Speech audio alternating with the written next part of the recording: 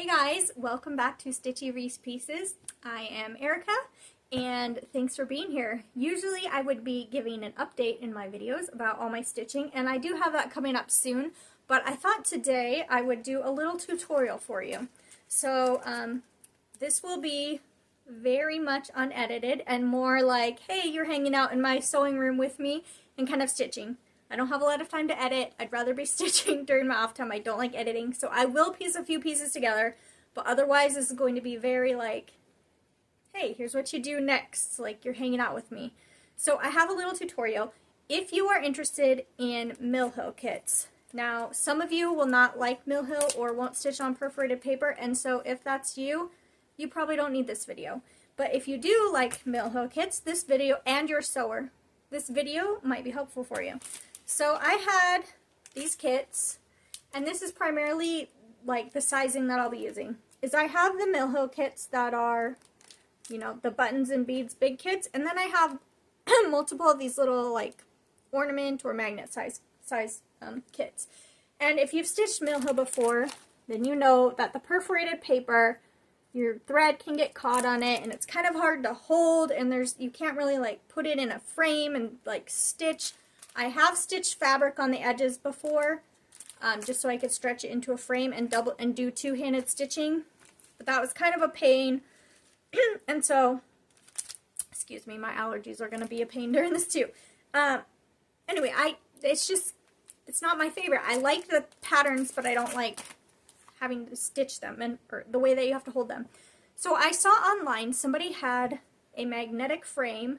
It had magnets between. It was two pieces of wood that holds the piece together, and I thought it holds the paper in there, and I thought, wow, those are so cool. And I looked at them. I've looked at them multiple times, but they ship, I think, from Ukraine. Most of them are made in Ukraine, and I thought, oh, I don't want to wait for shipping, and I don't want to spend, you know, however much on them. What can I do that I have at home? So I started thinking and brainstorming, and I came up with a few different design ideas, and this was the one that I think worked the best for me. So I'm going to share that with you now. So what I came up with was my own kind of magnetic frame. And it's not, I mean, I can bend it, it's not like wood, but it is sturdy enough that it clamps in my stand, and I can do two-handed stitching, and it doesn't flop around, and it holds still, and it works very well. It has done exactly what I need it to do. I've been stitching in it, and I love it. I love it a lot. So, this is what I'll be showing you how to make today. And it's simply, so it's magnetic. I have a magnet on two sides here. And, whoops. So you just take your perforated paper and you slip it between the two. Line it up. It's a little bit hard to do because obviously I'm like filming right now. But you slip it between the two, and there you go. It holds it in, doesn't flop out. You can put it in a stand and stitch two-handed, or you can just, you know, hold it. Whoops, my needle's on there, and I don't want to lose that needle. You can just hold it and stitch if you want to also. So this is my solution, and this is the tutorial that I will be showing you today if you are interested. So we are going to do this very much like I said, like you're hanging out at home with me. And I'm going to show you the supplies you'll need. I might have to turn my camera a few times, but we're going to try to keep it like this for now. So the supplies you will need is some kind of vinyl. Now, there are different types and thicknesses, so let's see if I can get in close enough. This is like a very thin vinyl versus this one is thicker. I don't know if you're going to be able to tell. So if you have, you know, vinyl at your house, or you're going shopping for vinyl to do this, try to find, you know, a thicker vinyl, because the thicker it is, sorry, ragweed is out, and that is my biggest allergy. The thicker it is, obviously, like the sturdier your completed project frame will be. So you need some kind of vinyl. The thicker the better. You can probably use different kinds of interfacing or an extra piece of vinyl inside. I had on hand, because I am a bag maker, I have this Peltex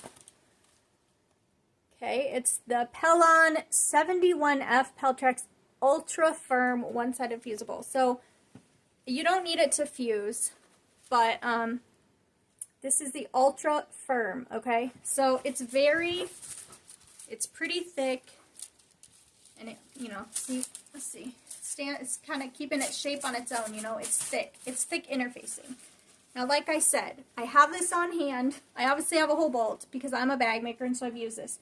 If you do not have thick interfacing, you could use like multiple layers of thinner interfacing. You could use another piece of vinyl inside as like an extra thick piece. If you had, which I don't expect too many people to have, but if you had something like Craftex, it's kind of like a paper, it's almost like a cardboard paper, but you could sew through it. If you had some of this on hand, you could use that for the inner layer.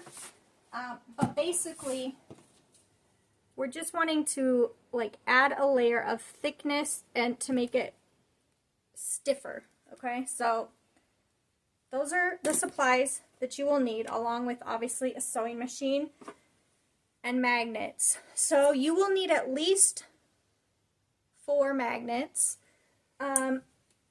You might go with 8. I didn't have 8, so I put, you know, 1 on each side of both things. So I had 4 magnets, and these are super heavy duty magnets, so this is holding just fine. And I think for the one I'm going to do today, that's like a small one. Definitely, I think you could just get away with 2 depending on the size, but again, like having them on all sides will be better. So if you have more magnets, the better. There's all different kinds, but those little ceramic kind that you get at a craft store, those are not going to be strong enough, especially like depending on how thick your vinyl is. So you want like strong, thick magnets, or strong, heavy-duty magnets.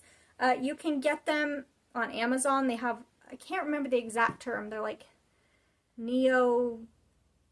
don't know. They're like, look up heavy-duty magnets. Okay, so they have like little ones. You can put little ones all around. But I think the like rectangular kind might be the best because they'll, you know, go along the edges. So you need magnets, at least 4 of them. And you need some kind of like, a piece of cardstock is best, or like paper. Okay. And obviously scissors, you know, sewing supplies. Okay, I think that's everything you need. So let's get into how you do this. So the first thing that you need to do is figure out how big your perforated paper is. So once you get your perforated paper, what you really want is to be able to cut out this size. You need to know how big your hole will be so that you have enough room to stitch the picture, but have enough that it kind of overlaps. Do you see how I have a little overlap here? So that it stays in the frame. And so I found that I have about 1/4 inch on all sides, and that holds. So what I did was I took this and I kind of measured in 1/4 inch, and I figured out how big that is. So if you were doing one for like a regular buttons and beads kits, like, you know, just a regular square size, then this, okay, gives you about 1/4 inch on each side.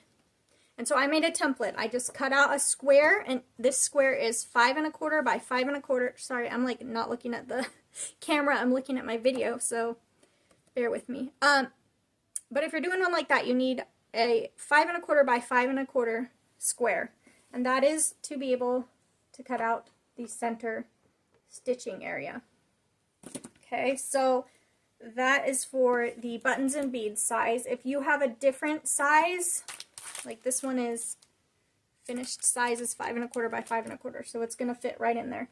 But if you have a different size, you know, adjust your template and shrink this about 1/4 inch beyond, smaller than the size that you will be stitching on. I hope this makes sense because I'm just kind of going off the cuff here, so, you know, make a template 1/4 inch smaller on all sides. Cut that out. That'll be good to have. Okay, so I did that for now my smaller kit, and the size that I needed for this, now I don't know if this is the same for every like small Mill Hill kit, but it looks pretty close to the ones I've done, so I'm hoping it'll work. This one is 2.5 wide by 3.5 tall. So I did the same thing. It matches the side, you know, 1/4 inch smaller on all sides of my perforated paper. So for like the magnet size, this is what we have. So that is a template now for the center of our thing.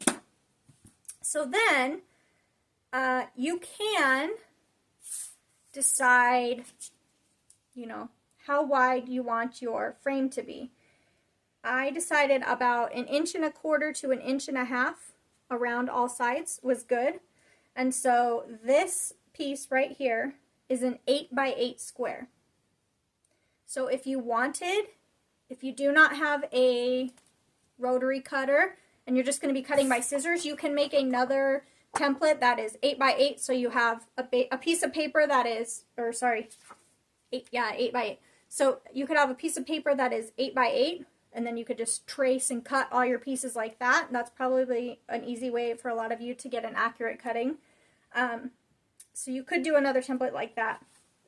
So for my particular frame, if you wanted a wider frame, obviously you're going to have to add, you know, 1/2 inch to each side or whatever size you want.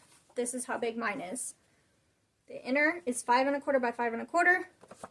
I have about 1.25-ish on each side. Left me an 8 by 8 frame. Okay. The smaller one, I have cut out a 5.5 by 6.5. So this is 5.5 by 6.5, and then I'll show you that kind of fits right in there. So there's a bug. So, you know, 6.5 by 5.5. So get your templates or know your measurements for cutting. Okay, then you take your vinyl and you will need 4 pieces of vinyl in those outside measurements. So 1, 2, 3, and this one I've cut already, but you'll need 4 of them. Because essentially what you're going to do is make 2 separate frames that you can then magnet together. So you need one side, second side, and then another side, and another side. So 4 pieces. So you cut out your 4 squares. Sorry, told you this is like off the cuff. Just cut out the outside is what I found to be the easiest. So I cut out all 4 squares with the outside. Then you will also need 2 of that interfacing or whatever you're using to stiffen it up. You will need 2 of those that are also cut with that outside size measurement. Okay. Then what I did was I took one of my pieces and I take my inner, you know, measurement here. I should flip my camera out, but that sounds like too much work. Okay. So what you're going to do is you're going to line that up in the center. And this is what I have found to do best, to do it to one of them, because I feel like you're never going to get it perfect on all of them. So you take it and you trace all around on one of them. Okay, so that's what I did. And then you cut out that inside on one. So now I can take this inside cutting and I can layer it and line up my edges on my interfacing. Okay. So I'm going to line that up. I'm going to take my second piece, facing it, all the like wrong sides are together, okay, so that you have pretty side facing out. And you're going to just very carefully line those up. Now if you have like hair clips or, let me grab my clips. Okay, you probably want those too. So I have like hair clips like this. Or if you're like a quilter and a sewer, you'll have clips like this. So pretty much you're just going to, the best thing to do is line them up and clip them together on all 4 sides. This is, yeah. Okay, so I would like clip them together like this, all 4 sides. Now you're going to take it to your sewing machine and you're going to stitch about 1/4 of an inch away from this inside line. So stitch 1/4 of an inch away. If you are a quilter and you have a walking foot, that would be really good to use, especially if you have like really sticky vinyl. Vinyl tends to stick to feet. Some people put tissue paper on top of this so that when they run it through the sewing machine, it's not getting stuck.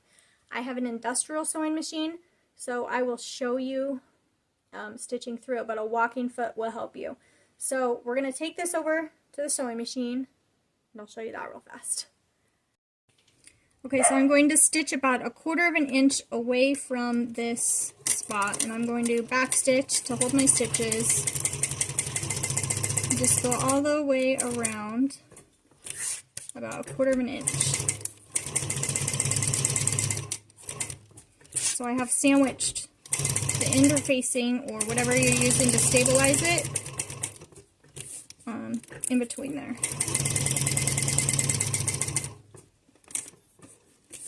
Okay, I'm going to go back to where I was and back stitch. Okay, now I'll trim my edges. Sorry, it's a little bit dark in here. But you can see I've gone all the way around here. So let's go back to the table. Okay, so you can now see 1/4 inch all around, and we have the middle here. Now, obviously, you're now going to have to cut this out. So what I do is, because I have a rotary cutter, is, I don't know where my rotary cutter went, but I'm going to take my rotary cutter and cut around here. If you don't have a rotary cutter, you could use like an X-Acto knife, or if you're careful, you know, you could take scissors and just cut around. But you want to just cut around the edge of your vinyl there. So I'm going to do that real quick. Okay, so then you do the exact same thing with your other piece. Line those up, stitch. I did not cut this very well because I was in a hurry, but stitch the other side around, cut it out. Now you have your 2 frames. Now you need to take your magnets and you want to like line your frames up. Again, mine are not cut super great on this one because I was in a hurry, but line them up how you want them to be. And then you're going to take your magnets and the first one you're going to slide between the interfacing and the back and just kind of push it up along this stitching line. So get that magnet placed how you want. And the other one needs to go then on the front side of the interfacing, because you're trying to, you know, if you put it back here, your magnet's not going to hold as strongly. So when you have it like lined up exactly how you want it, get your magnets placed in there. So again, that back one is then going to go along that stitching line, and now they're held together with just that one side. So I have a magnet here between each layer of my frame that's holding together, and then you would do the same for this side and, you know, top, bottom if you're doing all sides. So you line your magnets up, and then with your, whoops, my magnet came out. So with your magnets inside, you are then, again, it's going to be helpful to have these clips, you know, clip the whole edge, make sure it's straight. You're then going to stitch about 1/4 of an inch, 1/8 of an inch to 1/4 of an inch around the outside edge. So you're going to do that to both of these, and then you're pretty much done. So let me go stitch the outside edge of these, and I'll be right back. Okay, so now you should have 2 frames with stitching just all along the edge. Now I didn't finish mine because I'm actually waiting on a couple more magnets. I didn't quite have enough magnets, so I left 2 ends open, but I did finish 2 sides so I could show you. But obviously you could see, you know, how it would be with these where you just line them up. So that would be your finished frame. 1 of them, 2 of them, and then you just take your Mill Hill, your perforated paper and kind of line it up with about 1/4 inch on each side. Let me see where I can put my magnets. And put the backing on. Line them up. Whoops. Okay, see, I only have one side with magnets in it because I didn't have all my magnets, but there you go. It holds it in there, and then you can be stitching. So now I have my small size and my large size. So yeah, it works really well. I'm really excited about it. Even if you're not 100% perfect, as long as you don't make this too big, you know, you don't want the opening too big where then the paper's not gonna fit. So you got to make sure that opening is the right size, but otherwise you don't have to be a perfectionist, and it works very well. So I hope that that was not too confusing, and I hope that I didn't just drag it on. I feel like I just repeated myself because it's so easy. So hopefully you found that useful and helpful, and you now can make yourself a magnetic frame for your stitching. So if you liked this video and my not very good tutorial filming, then give this a like and a thumbs up, and subscribe if you would like. I will be back soon, hopefully in a few days, with a stitching update of all the stuff I've been stitching, which is quite a bit. I've done a bunch of stitching, including this new Mill Hill start. So thanks for joining me. Hopefully that helps you. Let me know if you have any questions. It's pretty simple. If you are a sewer, you should have most of the supplies you need. So anyways, thanks for joining me, and I'll see you next time. Bye.